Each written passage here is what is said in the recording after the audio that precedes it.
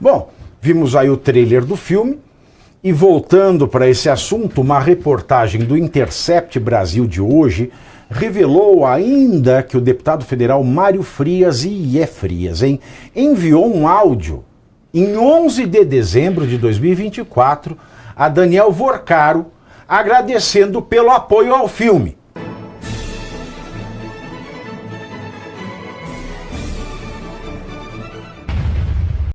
Bom, vimos aí o trailer do filme e voltando para esse assunto, uma reportagem do Intercept Brasil de hoje revelou ainda que o deputado federal Mário Frias, enviou um áudio em 11 de dezembro de 2024 a Daniel Vorcaro agradecendo pelo apoio ao filme.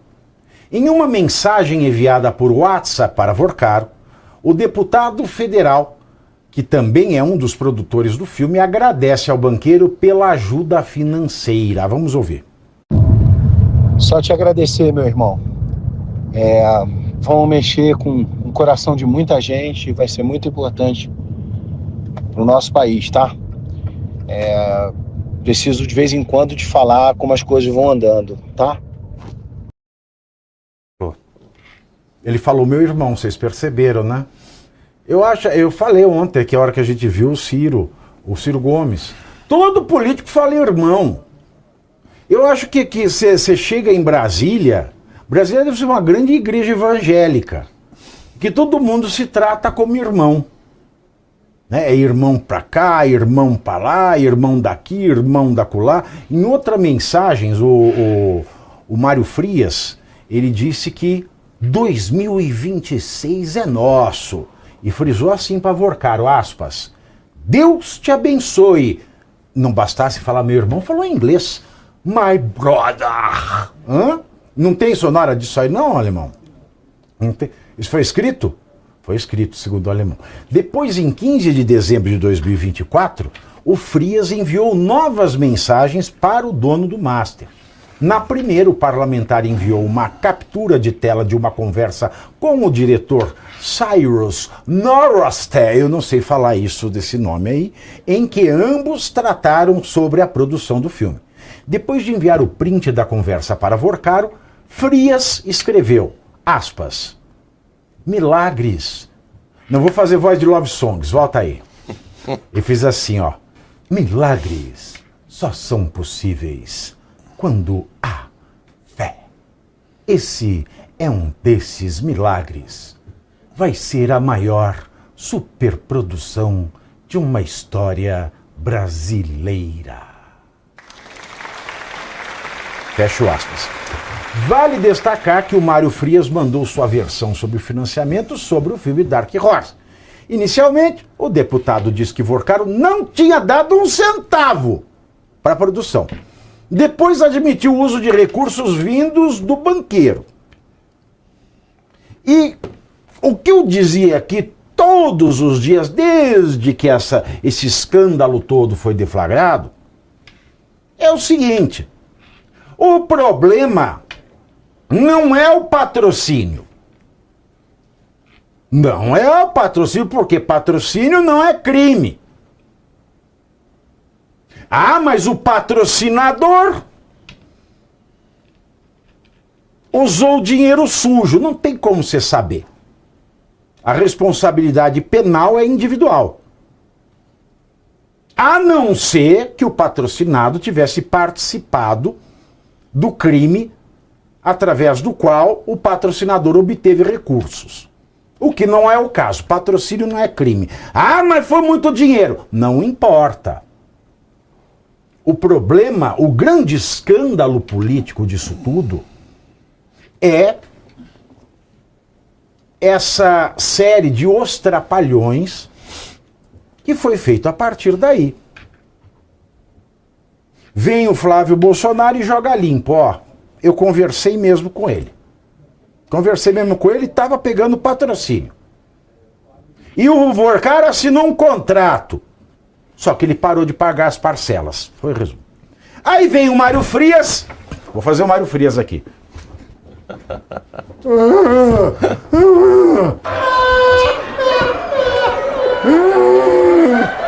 Não pegamos um centavo do Vorcaro. Aí agora aparece o áudio do Mário Frias. Eu vou falar. A direita precisa de inimigo no Brasil? Precisa, Caivano, de inimigo? Precisa, Wellington, de inimigo? Não. Quando se tem Mário Frias? Quem precisa de inimigo quando se tem Mário Frias? Tá bom, não querem falar, tudo bem. Ainda falando sobre a crise do Dark Horse. Ainda falando sobre a crise do Dark Horse.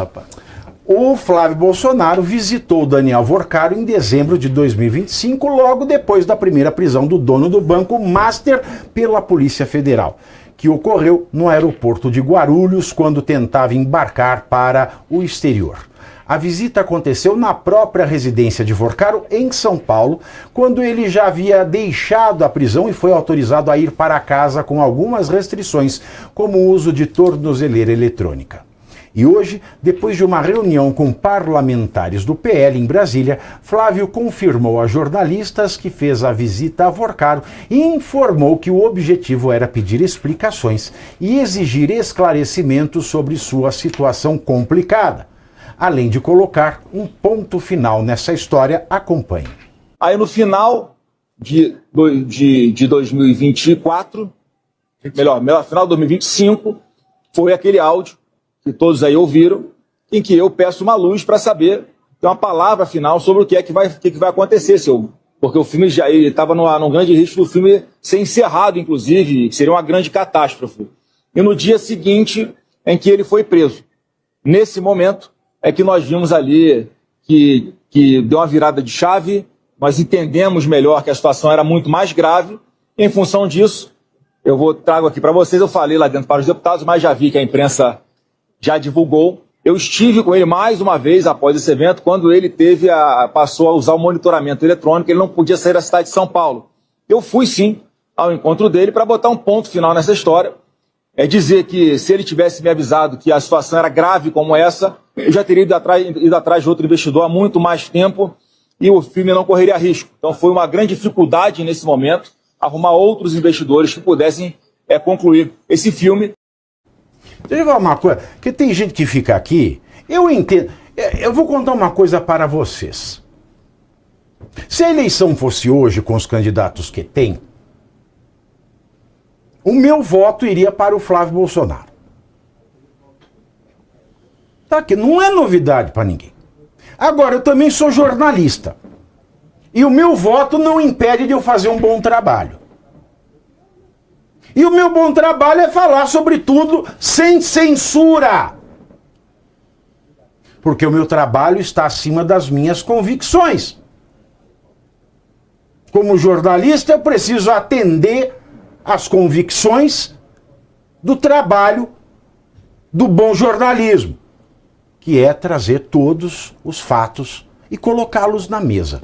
Goste eu ou não. Porque quem edita fato é Alexandre de Moraes. É Mussolini da Moca. É gente que não presta. E eu não sou desta laia. Aí tem um pessoal assim que eu até entendo, é um pessoal aficionado, que vai votar, que está tentando negar. Porque tem gente que acha que se eu não falar no ar, a coisa não vai ter acontecido. Tem um monte de gente, por melhor que seja a intenção, acha que se eu não falar nada, a situação dele não piora. Não é eu não falar nada. É o próprio candidato Flávio Bolsonaro. Ou ele não fala nada e paga para ver qual vai ser a piora da situação por não falar nada, ou ele fala tudo e paga para ver a situação depois que ele fala tudo.